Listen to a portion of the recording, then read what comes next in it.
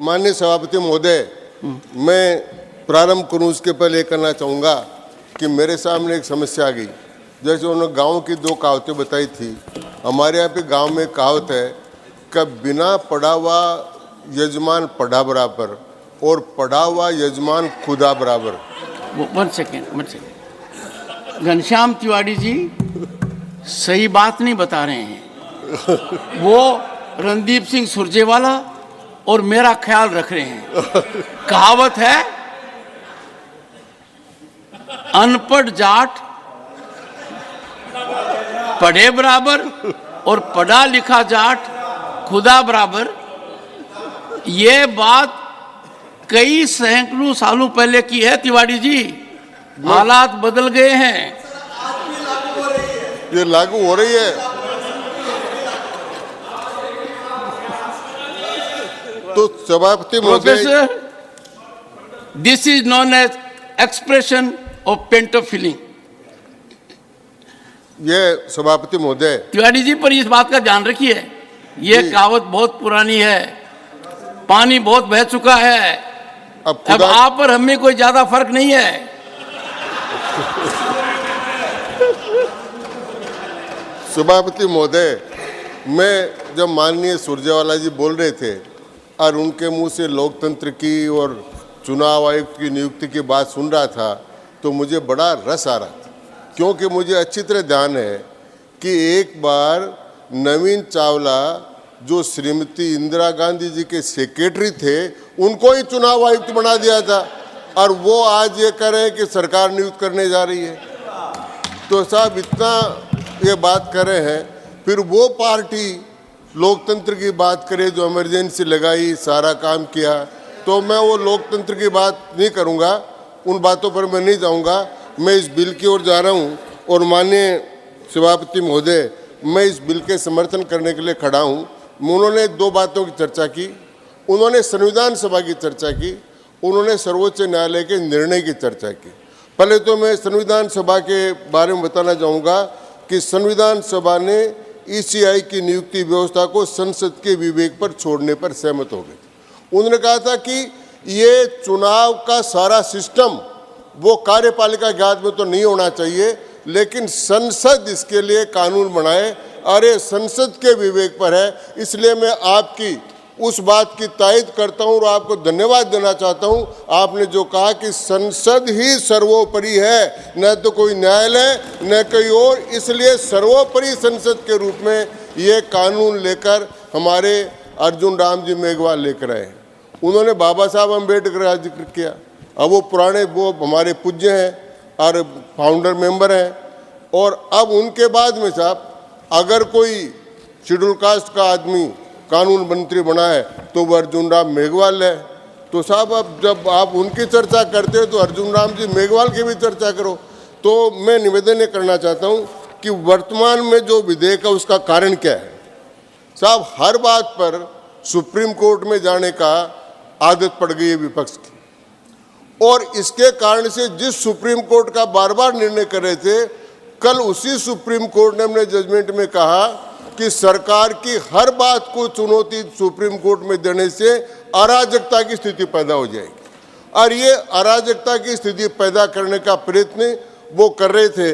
मैं आपसे निवेदन करना चाहूँगा कि जब ये कानून बनाने की आवश्यकता क्यों पड़ी, जब बरनाला अजीत के केस के अंदर सुप्रीम कोर्ट में गए, सुप्रीम कोर्ट ने 3 लोगों की समिति बना दी कि भारत का प्रधानमंत्री, प्रतिपक्ष के नेता और सुप्रीम कोर्ट के चीफ जस्टिस ये मिलकर तय करेंगे जब तक कानून नहीं बन जाता। तो उस परिप्रेक्ष्य में कानून बनाने के लिए ये कानून लेकर हमारे विधि मंत्री जी आज यहाँ पर आए हैं, इसलिए मैं विधि मंत्री जी का स्वागत करता हूँ। दूसरी बात ये कहना चाहता हूँ कि इस कानून में क्या है सभापति महोदय, इस कानून में चयन समिति की संरचना की व्यवस्था की गई कि चयन समिति कैसी होगी, उसकी संरचना की व्यवस्था की गई है। चुनाव समिति में, चयन समिति में कौन लोग शामिल होंगे इस बात की व्याख्या की गई है। अध्यक्ष के रूप में प्रधानमंत्री रहेंगे, सदस्य के रूप में लोकसभा में विपक्ष का नेता होगा, और साहब इसमें और भी इनके लिए बहुत रियायत दी गई है।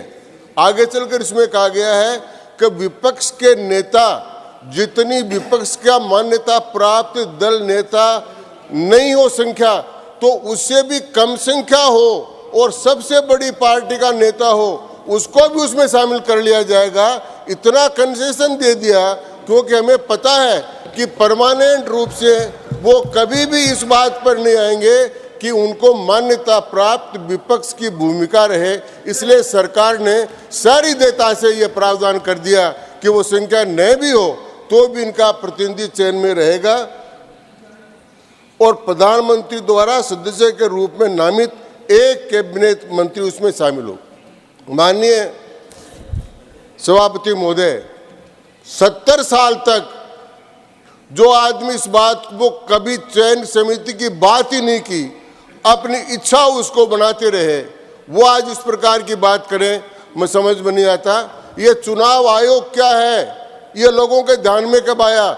मैं याद दिलाना चाहता हूँ माननीय सभापति महोदय, जब सबसे पहले TN शेषन भारत के मुख्य चुनाव आयुक्त बने थे, तब लोगों को पता लगा कि चुनाव आयोग क्या होता है। वरना तो पहले तो राज्य चुनाव आयोग था। अभी चर्चा कर रही थी कि ये जो सदस्य बनेंगे उनका ये कैडर होगा, ये इनका ये कैडर होगा। शक्ति सिंह जी सुने सुने सुने सुने सुने आपको एक राय दे रहा हूं राय दे रहा हूं। मैं विधानसभा में एक सेकंड, मैं विधानसभा में माननीय घनश्याम तिवारी जी के खिलाफ रहा हूं। मैं प्रतिपक्ष में था, माननीय घनश्याम तिवारी जी मंत्री भी थे। इनको जितना टोकोगे उतनी ऊर्जा आएगी इनको, ये मत कीजिए, ये मेरी आपको राय है। और नीरज डांगी जी के पिताजी भी हमारे साथ थे। मैं आपको राय दे रहा हूं घनश्याम जी, अब आपको इंटरप्शन नहीं होगा तो आप समय में अपना बात कह पाएंगे।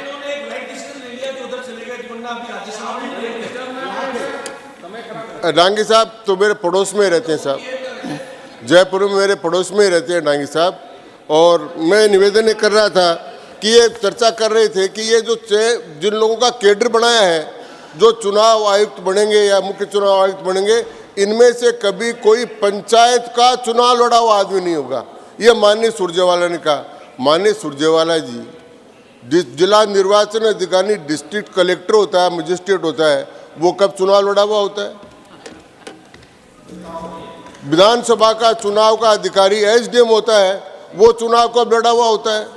एक भी आदमी चुनाव लड़ा हुआ नहीं होता। और चुनाव लड़े हुए आदमी को बनाते तो फिर चुनाव आयोग ही नहीं होता।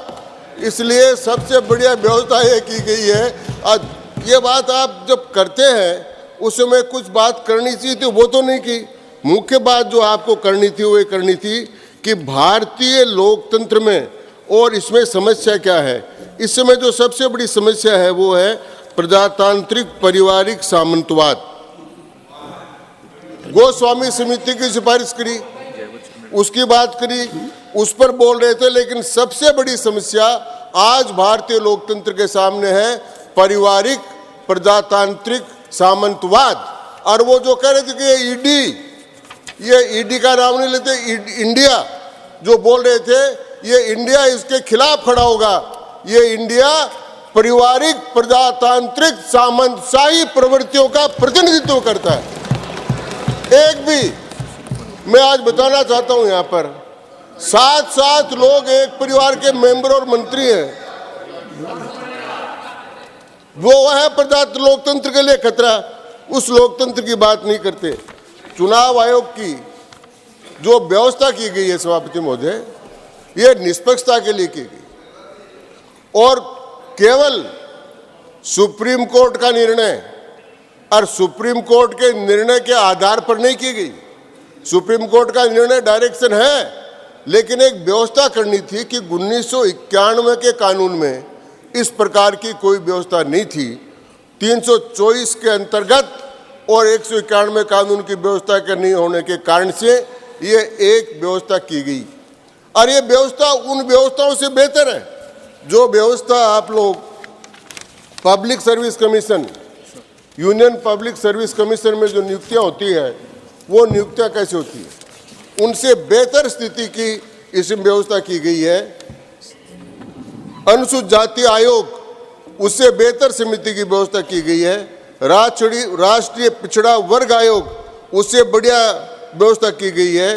राष्ट्रीय अनुसूचित जनजाति आयोग, उससे बढ़िया व्यवस्था की गई है। और अन्य निकायों में जो नियुक्तियां होती है उससे भी बढ़िया और व्यापक व्यवस्था की गई है कि उनमें तो प्रतिपक्ष का नेता होता ही नहीं है। तो वो सारे जब संवैधानिक रूप से ठीक ढंग से काम कर रहे हैं तो फिर ये नियुक्तियां और ये आयोग ठीक ढंग से काम क्यों नहीं करेगा। माननीय उपसभापति महोदय, मैं निवेदन करना चाहता हूं कि भारत की दो चीजों का अध्ययन करने के लिए दुनिया भर से लोग आते हैं। पहला है भारत का चुनाव। भारत के जैसा चुनाव विश्व के किसी देश में नहीं है, विश्व के किसी देश में नहीं है। आज आचार संहिता लगने से पहले जो चीफ सेक्रेटरी और सेक्रेटरी मुख्यमंत्री और मंत्रियों के साथ थे, जिस दिन आचार संहिता लगती है वे चुनाव आयोग के अधीन हो जाते हैं और चुनाव आयोग का अधीन होकर निष्पक्ष रूप से काम करते हैं। उसी हम का भी चुनाव करते हैं, हमको शपथ भी दिलाते हैं। माननीय तिवारी जी प्लीज इधर बोलो। मैं आपसे ही कर रहा हूँ साहब। जी जी, आपस में बात ना करें। आपस में नहीं करे साहब जी। तो मैं ये बात कर रहा था। दूसरी बात कर रहा था कि जब मैंने कहा था कि टीएन शेषन साहब से आने से पहले, मैं भुक्तभोगी हूँ सर। मैं 1972 से इन चुनावों से जुड़ा हुआ हूँ, स्वतंत्र से चुनाव लड़ रहा हूँ, लड़ा रहा हूँ और अब तक यहाँ पर पहुँचा हूँ। मैंने देखा है कि जब चुनाव होते थे तो सरकार की चलती थी, तब चुनाव के पहले दिन तक ट्रांसफर के लेटर कांग्रेस के नेता लेकर आते थे। वोट दो, ये ट्रांसफर का लेटर लो, वोट दो, ये ट्रांसफर का लेटर लो, तब तक काम करते थे। ये तो आचार संहिता क्या होती है तब पता लगा। और जब टीएन शेषन ने इतना काम किया तो उन्होंने देखा ये तो बहुत खतरनाक काम है, तो उसकी संख्या बढ़ा दी, 2 कर दिए, अब 3 हो गए हैं। तो जजमेंट के आधार पर निर्णय होगा। तो ये चुनाव आयोग की प्रक्रिया को ठीक करने के लिए हम इस प्रकार का काम कर रहे हैं, लेकिन चुनाव सुधारों की बहुत बड़ी आवश्यकता है समाप्त। अभी गोस्वामी समिति की सिफारिश की बात की, प्रकाश वीर समिति की सिफारिश भी आई हुई थी। उन चुनाव सुधारों के बारे में कुछ नहीं किया गया। अगर किया गया है तो माननीय प्रधानमंत्री नरेंद्र मोदी के द्वारा किया गया है। 1951 में उन्होंने कानून बनाया और खुद नियुक्तियां कर देते थे।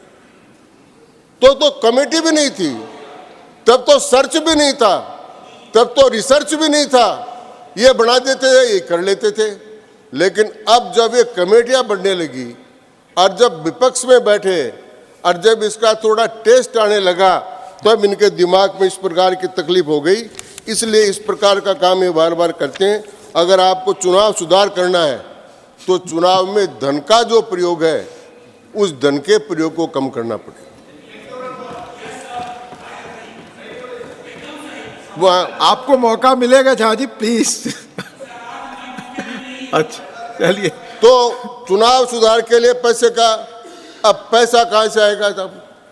पैसा आता है चुनाव में ब्लैक मनी का, और ब्लैक मनी जब पकड़ी जाती है तो समस्या होती है।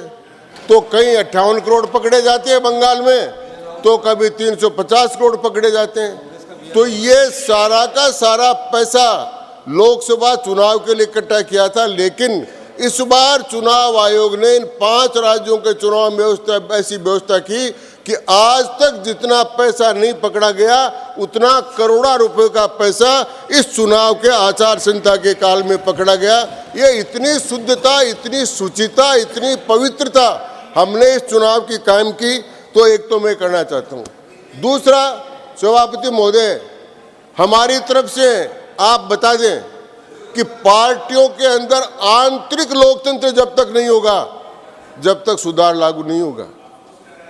हमारे यहाँ तो आंतरिक लोकतंत्र है।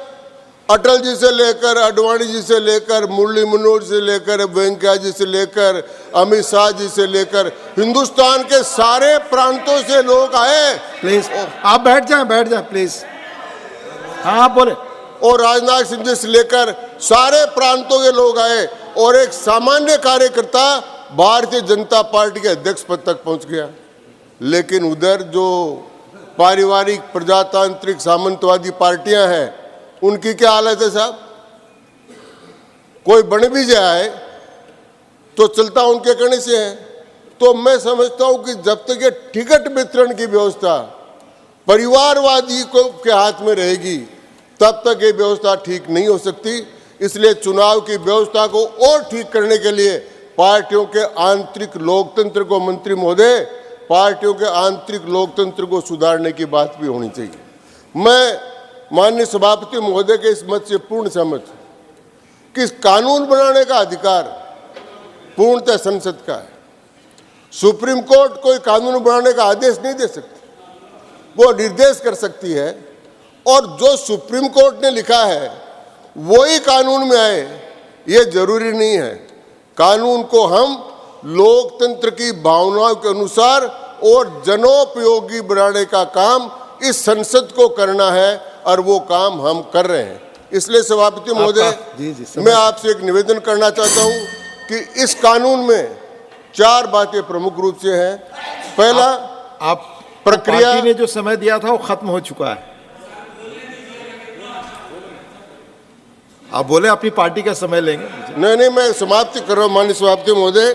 तो मैं तो इतना ही निवेदन कर रहा हूं कि वो दल जिन्होंने लोकतंत्र का गला घोटा, वो दल जिन्होंने आपातकाल लगाया, जिन्होंने अपने सचिव को मुख्य चुनाव आयुक्त बनाया, उनके मुंह से ये सारी बातें शोभा नहीं देती। भारतीय जनता पार्टी आंतरिक लोकतंत्र की पार्टी है और देश के लोकतंत्र को भी पवित्र रखने के लिए यह विधेयक लेकर आई है। इसलिए मैं इस विधेयक का पूरा समर्थन करता हूं। धन्यवाद।